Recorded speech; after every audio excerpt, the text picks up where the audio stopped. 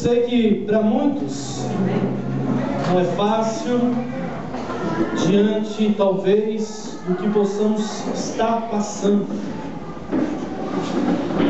Mas nesse momento nós vamos fazer um pequeno exercício, por assim dizer. Vamos aquietar o nosso coração, vamos aquietar a nossa alma e deixar o Senhor falar com as nossas vidas. Então, primeiramente, feche seus olhos nesse momento. Senhor Deus, neste momento, Pai querido, nós contemplamos a Sua doce presença. Louvamos o Senhor por este momento de adoração, ao qual é por Ti e para Ti. Por isso, venha, Senhor, ao nosso encontro. Venha, Senhor, em nosso favor. Derrama sobre nós a Tua graça. Derrama sobre nós a porção do Teu Espírito, a Tua unção. A unção que despedaça todo jugo. E por isso, Deus, queremos nesse momento, em adoração e louvor ao Teu nome, sossegar o nosso coração. Mesmo diante de qualquer coisa que possamos viver, estar vivendo, nós queremos agora Te ouvir em nome de Jesus. Amém. Eu disse isso porque muitos de nós estão nestes dias temerosos, ansiosos com tantas coisas que têm acontecido conosco. Certa mulher também estava assim, seu nome, Marta, preocupada com a visita que havia chegado em sua casa. Ela foi até o próprio Jesus dizer: Senhor, Maria não está me ajudando, o encargo das tarefas está totalmente comigo. E Jesus diz: poucas coisas é necessário, e Maria escolheu a melhor parte, e isso não será tomado. Então, mesmo diante das suas necessidades, mesmo diante dos seus aspas, nós vamos entender, problemas, das suas angústias, tudo aquilo que você possa nestes dias estar passando, eu quero aqui te convidar. Vamos escolher a melhor parte, que é estar agora com Cristo, ouvindo. Vamos aqui estar escolhendo a melhor parte, ouvindo o que o Senhor tem a dizer em nossas vidas. Abra sua Bíblia comigo. Finalzinho da Bíblia, primeira carta de João. Primeira carta de João, capítulo de número 4.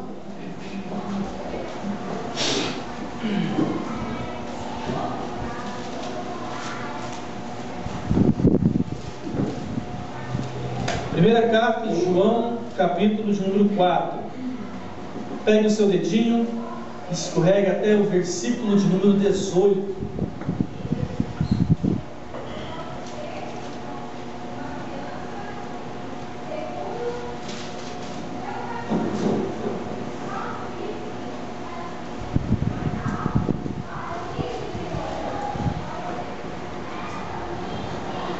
Diz assim, primeira carta de João, verso 18: no amor não existe medo, antes o perfeito amor lança fora o medo. Ora, o medo produz, a minha Bíblia diz tormento. Alguma diz diferente? Castigo, tormento. Logo, aquele que teme não é aperfeiçoado no amor. Verso 19: nós amamos porque Ele nos amou primeiro. Quando eu fazia seminário em Brasília, nós tínhamos uma Kombi, que essa Kombi ela levava as crianças de manhã ia nas regiões, buscava as crianças, trazia ali para a creche, e ali nós dávamos o café da manhã, nós ministrávamos aula, recreação, almoço, após o almoço, aquela soneca básica de criança, e no final da tarde, essa mesma Kombi, ela devolvia as crianças nas suas comunidades, e ela também nos levava de noite para a nossa faculdade. Então eu lembro que aquela turma de seminarista, e sempre naqueles momentos que a gente saía do Recanto das Emas, em Samambaia, uma região de aproximadamente 30 quilômetros até a faculdade, que ficava bem no centro ali do plano piloto, em Brasília, eu e a Josi sempre chamava ela para cantar um cântico antigo que dizia assim: Senhor, eu ouço teu chamar e me alegro em dizer, Senhor, estou aqui. Eu sempre ouço a sua voz, tão linda e cheia de amor, que me diz, ouça isso: meu servo, não temas, pois eu te escolhi. Eu sei que é difícil, mas confia em mim, e então tu verás o meu poder. Várias vezes deitado no colo e pedindo para ela cantar, e lembrando das amarguras da vida, lembrando das coisas que havia deixado para trás, das escolhas. E naquele momento o Espírito Santo tomava meu coração e dizia dentro de mim: continua. Mas esse medo não atormenta todos nós, por mais que na sua santa palavra nós sejamos tomados com mais de talvez, 300 momentos em que diz: não temas. Mas quantos de nós também, vivendo uma circunstância adversa na vida, somos de forma tão vil confrontados por aqueles que deveriam ser os nossos suportes, os nossos irmãos em Cristo, e somos às vezes até em tom de acusação advertidos: por que vocês estão com medo? Vocês não têm fé o suficiente? Nessa noite temos a ousadia, por assim, a pretensão de entender o papel um pouco sobre o medo na vida do cristão. Mas a palavra de Deus é: não temas. Acabamos de ler o verso de número 18, 19, capítulo 4 da primeira carta de João, e diz que no amor não existe medo, antes o perfeito amor lança fora todo medo. Se você, como eu, tem mais de 10 anos de convertido, você vai lembrar de uma cantora da chamada pastora Ludmila Feber cantando: o verdadeiro amor lança fora todo medo, ou o verdadeiro amor lança fora todo medo. Mas o medo não faz parte da vida de todo ser humano? E será se o medo, como alguns assim entendem, ele é algo tão diabólico, ou tão maligno, tão ruim, assim como aparece? Primeira coisa que eu queria que você levasse você a pensar comigo: quando nós começamos a ler o livro de Gênesis, e nós, de forma paulatina, primeiro, segundo, terceiro, quarto, quinto dia, nós vemos Deus não apenas criando todas as coisas por meio da sua palavra, e também não apenas criando, mas contemplando a sua criação, no texto que diz: e viu Deus que era bom.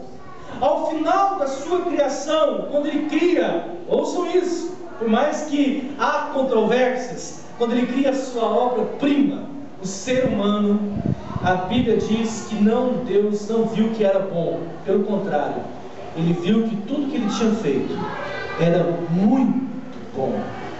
E se Deus criou o ser humano, Deus não apenas criou o nosso corpo, mas também Deus criou toda essa, por assim dizer, essa tríade humana, o corpo, a nossa alma e o nosso espírito, esse fôlego de vida que ele sopra nas narinas do ser humano. Então, todo o pacote que Deus assim criara é muito bom. Não apenas o ser humano, mas também as suas emoções. E partindo desse princípio, todo o pacote que às vezes a gente, de forma tão às vezes discriminatória, julgamos e rejeitamos, como a ira, o medo, o ódio. O problema não é sentir, não é viver as emoções ora criadas por Deus, mas o grande problema é quando essas emoções passam a nos controlar. A partir do momento em que as emoções nos controlam, as nossas atitudes não são mais norteadas pela palavra do Senhor. E ouçam isso, irmãos, não me canso de dizer, nada deve superar a orientação ou a direção da palavra de Deus na sua e na minha vida.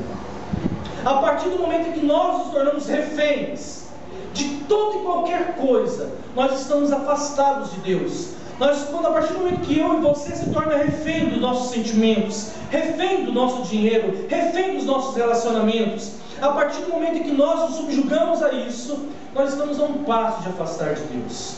O medo, como todo o pacote criado, assim dizer, por Deus, não é negativo, não é errado. O medo na vida de qualquer ser humano não é diferente na vida do cristão. Ele serve como um sinal de advertência. Mas muitos de nós vivem refém do medo, vivem refém desse temor excessivo, um medo que nos controla e um medo que nessa noite iremos falar na vida de muitos, impede muitos de vencer, de romper, né? Se não me engano, acho que estava conversando com o irmão Dalvino esses dias, e eu falei, aquele que tem medo de cantar não canta, aquele que tem medo de vencer não vence, aquele que tem medo de avançar não conquista. Esse medo que te impede, me impede de chegar ao lugar e estar no lugar que Deus quer que a gente esteja. Eu me recordo do dia em que eu preguei pela primeira vez. Depois disso, não sei, nunca mais larguei o microfone. Eu lembro que nós estávamos saindo de uma reunião e o Moro na minha cara. Eu lembro certinho do olhar, aquilo ficou gravado na minha alma. O olho dele, né, ficou assim, meio fechado, assim, meio que, você vai pregar. Eu travei assim, né, falei, amém. Eu falei sem pensar. Eu disse, amém. E naquele dia eu preguei, irmãos, mas não apenas foi uma bênção, né, pelo menos disseram isso, eu acreditei, né, os irmãos, amém, que palavra boa, alguma coisa Deus está fazendo. Mas eu me recordo quando eu cheguei, então imagina eu como um Smurf, né, cantando aquela musiquinha feliz da vida, vou pregar na igreja, e chego na porta da igreja e vi uma irmã, irmãos, a expressão dela era tremenda. Irmão Alessandro, graças a Deus eu te encontrei antes. Eu tive um sonho com você hoje, tinha um cachorro preto correndo atrás de você. Você estava com essa camisa. Irmãos, eu olhei para a cara dela, com vontade de chorar. E eu parei e falei, olha, se o diabo está correndo atrás de mim, querendo me pegar, porque eu não devo estar satisfazendo ele. Opa. O medo me levou a parar e refletir. Se eu não estou agradando ele, consequentemente eu devo estar agradando Jesus. Então, se ele quer me impedir, eu devo avançar. Eu falei, amém, vamos orar. Vamos orar.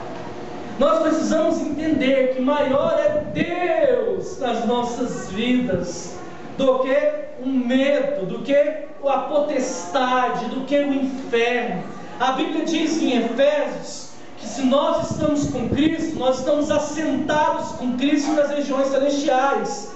E se nós estamos com Cristo, tal como Jesus, Deus encerrou todas as coisas debaixo dos pés do Senhor, nós também estamos, sobre isso. Romanos capítulo, se não me engano, 16, 19, 16, 19, acho que diz assim: seja excelente para o bem e inocente para o mal, e o Deus de paz em breve esmagará Satanás debaixo dos vossos pés. Não devemos temer o adversário, não devemos temer o inimigo. A Bíblia diz: não temam aqueles que podem apenas matar o corpo. Temam antes de tudo aquele que, além de matar o corpo, pode lançar a vossa alma no inferno. Nós precisamos compreender isso e nos aperfeiçoar. Ouçam essa palavra, por mais que talvez hoje, agora, você não consiga contemplar a dimensão dela, mas nós precisamos ser aperfeiçoados no amor de Deus. Nós precisamos crescer no conhecimento desse amor, esse amor que inunda o nosso ser. Recentemente saiu na capa da revista Veja uma matéria, eu não me recordo o antes que vem, mas falava sobre alguma coisa da fé. E a capa estampada era do padre Marcelo Rossi, onde ele lançava um livro aí que está aí hoje nas bancas, até em qualquer, desculpa a expressão, qualquer birosca está vendendo, chamado Amor Ágape. Passou falando do livro de um padre, ele deu mais de 7 milhões de cópias.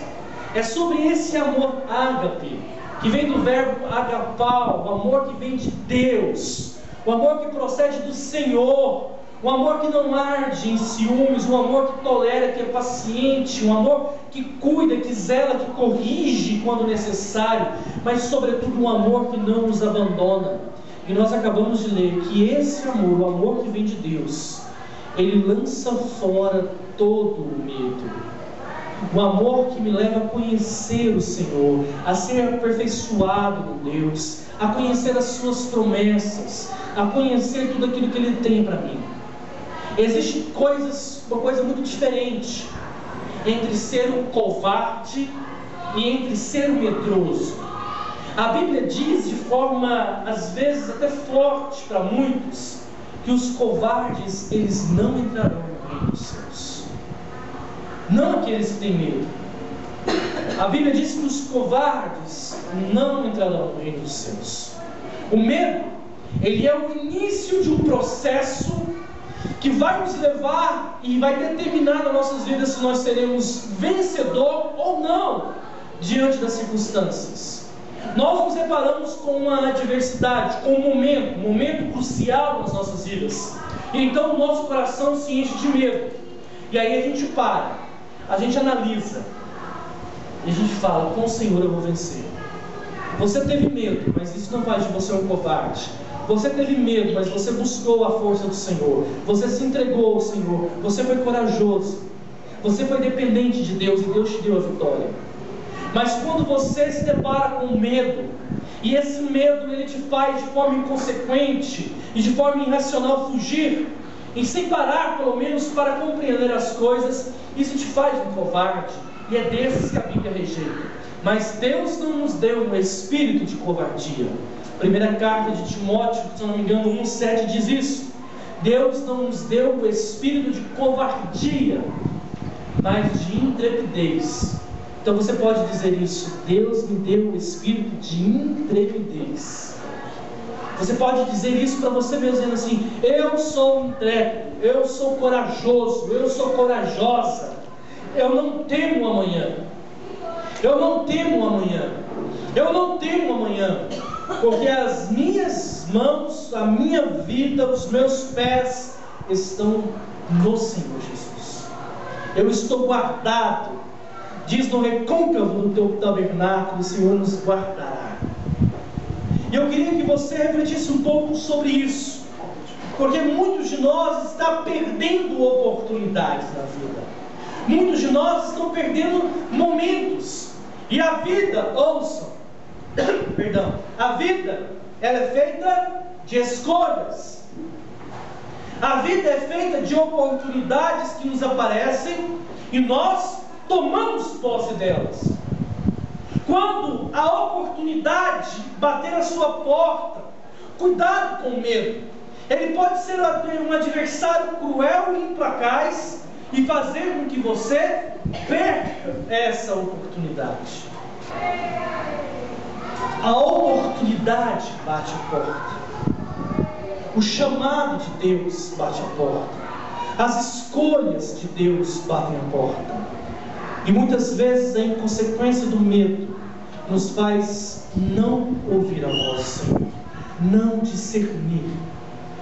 Se hoje o Senhor bater a porta do seu coração, não rejeite o seu chamado, não tenha medo. Não tenha medo, porque a mão do Senhor, a mão do Senhor é sobre você. O primeiro exemplo que eu gostaria de trazer aqui nessa noite é o exemplo da vida de um homem que foi marcado pela sua coragem. E nós temos um homônimo dele aqui hoje na igreja. Um homem que foi discípulo de um dos maiores nomes do Velho Testamento. Seu nome, Moisés. Certo dia Moisés enviou 12 olheiros a consultar e a espiar a terra. Apenas dois voltaram, não apenas voltando, mas com um entendimento de que, independente da adversidade, o Senhor estaria cumprindo a promessa. 10 ficaram com medo do que os seus olhos mostraram. Os dois que voltaram, determinados a enfrentar as adversidades, foram Josué e Caleb. Esse primeiro veio a se tornar depois o sucessor de Moisés. E Deus, sempre sendo Deus da aliança, estabelecendo, cumprindo, renovando a aliança dele com os seus filhos, ele então vem e tem um encontro com Josué pouco depois que Moisés falece. A palavra de Deus para Josué é essa: não temas, ser forte e corajoso.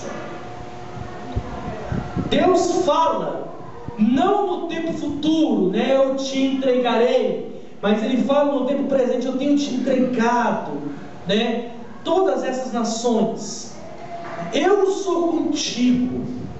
Isso não isentou Josué de ter que liderar o seu povo em N batalhas, em grandes vitórias, em algumas derrotas, como foi, se eu não me engano, na cidade de Ai, se eu não me engano, que tinha uma baixa maldição na casa de Acã. Naquele momento, não isentou Josué de ter que muitas vezes arrumar a casa, mas em todo o tempo, o que marcou a história daquele homem foi a mão de Deus estendida a seu favor. Da mesma forma, nós vemos isso em homens e mulheres de Deus. Nós vemos isso na pessoa de uma juíza, uma das grandes heroínas da história. Se eu não me engano, me ajudem, é Rebeca, o nome dela, Débora, Vamos lembrar do cântico de Débora, Aleluia, a memória está funcionando. Nós vemos isso marcante na história de Davi. Tantas batalhas, mas a mão de Deus, ela é determinante. Quantos de nós hoje não tem que enfrentar o inimigo, às vezes face a face? Adversidades, às vezes, onde nós não imaginávamos, dentro da nossa própria casa, muitas vezes, nos nossos trabalhos, nós somos confrontados com a necessidade do amanhã, sobre o que nós havemos de comer, o que nós havemos de vestir, com relação ao futuro dos nossos filhos. Mas a palavra de Deus hoje para as nossas vidas é essa, para renovar a nossa esperança. É o Senhor dizendo para a igreja, para mim, para você: não temas, eu sou com vocês. O Senhor é com você, igreja. O Senhor está com as suas mãos estendidas a seu favor.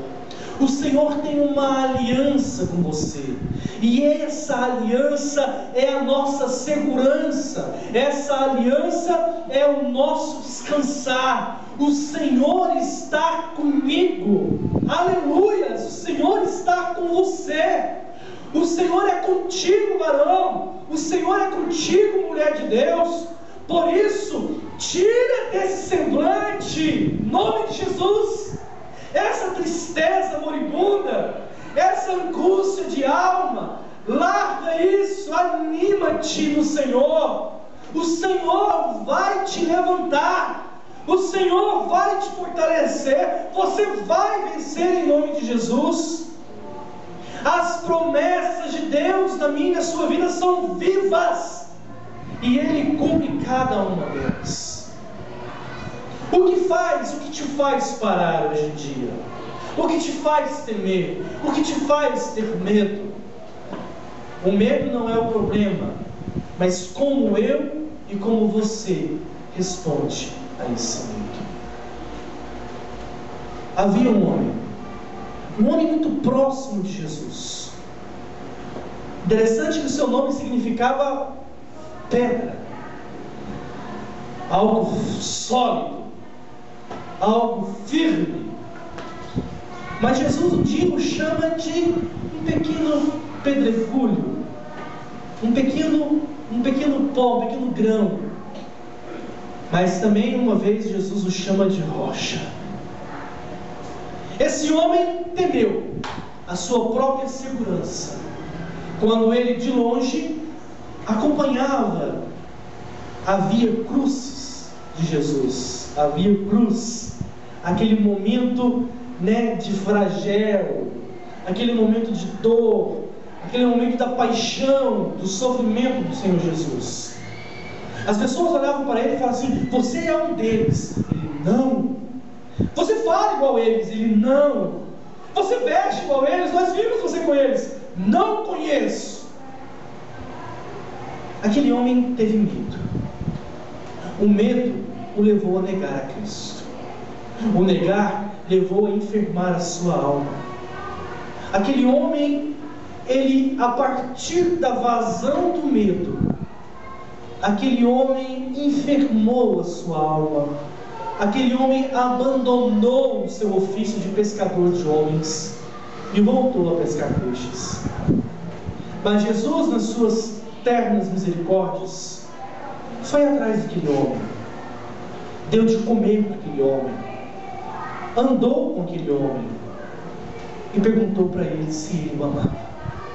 Aquele homem, da mesma forma que o negara 3 vezes, teve que reafirmar o seu amor.